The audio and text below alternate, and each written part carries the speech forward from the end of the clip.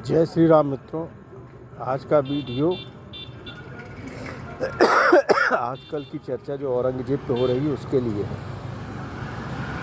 देखिए, हम सनातनी हैं। यहाँ पे लोग कह रहे हैं जो बीत गया, जो मर गया, जो कर गया, उस पर चर्चा क्या, उसको ख़त्म क्या करना, उसकी आलोचना क्या, ऐसे मूर्खों के लिए है। देखिए, भारतवर्ष सनातनियों का देश है। हमारी परंपरा अत्यंत प्राचीन है, जिसको हम सनातन कहते हैं, अविरल है, चलती रहेगी, कभी नष्ट नहीं होगी।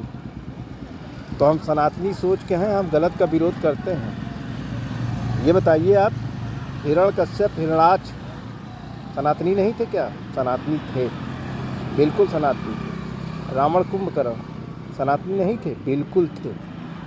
कंस, दुशासन सब सनातनी ही थे। वो भी उन्हीं की उपासना करते जिनकी उपासना हम करते हैं, लेकिन इनके कृत्य बुरे थे। हम आज तक इन्हें कोसते हैं, आज तक इनका विरोध करते हैं, आज तक इन्हें अनाचारी, दुराचारी कहते हैं। कभी हमने सम्मान इनको नहीं दिया। क्यों? ये हमारी गंवारता है, ये हमारा पिछड़ापन है, ये हमारी बृहद सोच है जो हम इन्हें मान्यता नहीं देते। आपने कहीं देखा है कि किसी धर्म का व्यक्ति अगर गंदा हो जाए तो उसको उस धर्म में बताया जाए कि हाँ, हमारे धर्म के ही थे, गंदे थे, और तुरंत धर्म से निष्कासित हो जाते हैं, चाहे जो धर्म हो। फिर मैं सांसारिक धर्म की बात कर रहा हूँ, आध्यात्मिक धर्म की नहीं। आध्यात्मिक धर्म सबका एक होता है। मूलतः वीडियो बनाने का ध्येय यही था कि अगर औरंगजेब बारे में कोई बुरा कहता है, कहने का अधिकार है, अधिकार मिलता है, सनातनी अधिकार है। वो बुरा था, बुरा रहेगा, और जब तक उसको पढ़ा जाएगा, उसको जाना जाएगा, उसको कहीं से प्रतिष्ठित नहीं किया जा सकता। हमारे जितने भी ऐतिहासिक और धार्मिक लोग हैं जिन्होंने बुरा आचरण किया है, विधर्मता की है, धर्म का अनुसरण नहीं किया, उनको हम बुरा कहते आए हैं, कहते रहेंगे। वो भी ईश्वर के ही उपासक थे और किसी के नहीं। भले ही उनकी ईश्वर की उपासना दूसरी रही हो, लेकिन मानते वो भी थे, सनातनी वो भी थे। उनके सारे रिश्तेदार सनातनी थे। मैंने कई बार बताया है, श्री कृष्ण और कंस तो वंशज थे, रक्त का संबंध था उनका। फिर भी हम कंस की आलोचना करते हैं, कंस को कहीं स्थापित नहीं करते, कंस की बुराई करते हैं, कंस की मानसिकता की बुराई करते हैं, भर्त्सना करते हैं। हम औरंगजेब की न करें? क्यों न करें भैया? कौन सा ऐसा गुण था कि उसको याद किया जाए? कौन सी ऐसी अच्छाई थी इसलिए याद किया जाए? है? जो वीडियो देख रहे हैं, जो इतिहास पढ़े होंगे, जानते होंगे औरंगजेब क्या था। औरंगजेब को आतंकवादी बनाने का काम उसके बाप शाहजहां ने किया था। और आपको बताएं, शाहजहां ने भोगा भी। क्रूरता का पाठ शाहजहां ने पढ़ाया। सबसे बड़े पुत्र दारा को अपने पास ही रखता था दिल्ली में, हैं?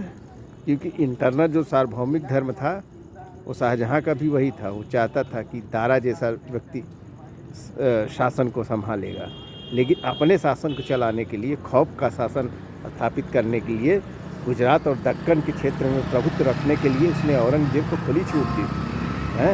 औरंगजेब को बेदौलत अमूल्य का उपाधि दिया है। उसी औरंगजेब ने उसका तहस नहस कर दिया। साहब तो औरंगजेब में टेररिस्ट तो औरंगजेब को उसके बाप शाहजहां ने बनाया था। वही किया उसने सत्ता के लिए। दारा सीधा सबको बहा दिया, खून कत्लेआम।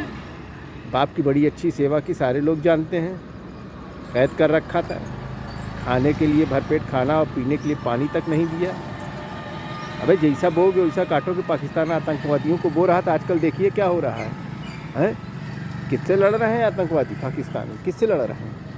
क्या पाना चाह रहे हैं? ध्येय रहित हैं। अवांछित व्यक्तियों का, आतंकवादियों का कोई ध्येय, कोई मिशन नहीं होता। एक अवस्था के बाद मानसिक रूप से विक्षिप्त हो जाते हैं। आतंक के सिवा उनका कोई धर्म नहीं रह जाता। कहने में अटपटा लग रहा होगा, हैं? और सुनने में भी अटपटा लग रहा होगा। ये क्या कह रहे हैं कि एक स्थिति के बाद कोई धर्म? मैं सही कह रहा हूँ, राक्षसों का कोई धर्म नहीं रह जाता। वो अपने को ही खा लेते हैं। अगर आप किसी दूसरे को खाने के लिए किसी को तैयार करेंगे तो उसके बाद ये समझ लीजिए कि वो आपको भी खाएगा और खुद को भी खा जाएगा। यही स्थिति होगी। यही औरंगजेब की थी। औरंगजेब का विरोध बिल्कुल होना चाहिए। जब तक यह धरती है, जब तक इतिहास जाना जाएगा, औरंगजेब का विरोध होता रहेगा। इसमें कोई बहस की बातें नहीं है। और फलाने ने क्या कहा, ढिमाके ने औरंगजेब के बारे में क्या कहा, कितना अच्छा आदमी है, आप सभी जानते हैं। इतिहास उठा करके पढ़ लीजिए कि औरंगजेब ने क्या किया था। आज हम एक घटना छोटी सी देखते हैं जहां अबोध बालकों की हत्या की जाती है तो खून खौल उठता है। 17वीं शताब्दी में औरंगजेब के कृत्यों को देखेंगे, आपका खून नहीं खौलेगा। आप उसकी भर्त्सना नहीं करेंगे हैं। आप उसको 2 गज ज़मीन देंगे हिंदुस्तान में, उखाड़ के फेंक देनी चाहिए उसकी मज़ार, बिल्कुल उखाड़ के फेंक देनी चाहिए। जाइए जर्मनी में पूछिए हिटलर को कितने लोग पूजने वाले हैं, तब बताइएगा। जय हिंद, जय भारत।